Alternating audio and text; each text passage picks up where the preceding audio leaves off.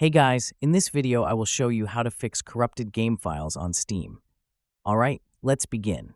First, open Steam and go to your library. Find the game that is causing issues, right-click it and select Properties. Then go to Local Files and click Verify Integrity of Game Files. Steam will scan and repair any damaged or missing files. This process may take a few minutes depending on the game size. If you are seeing a corrupted disk error while updating, close Steam completely.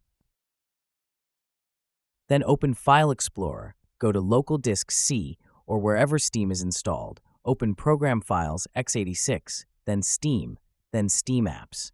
Find the folder named Downloading and rename it to something else. This forces Steam to refresh the download process when you relaunch it.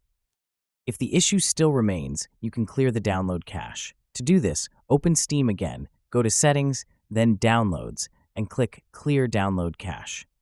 Steam will restart and you will need to log in again. So that's basically how you can fix corrupted game files on Steam. That's it for this video. Thanks.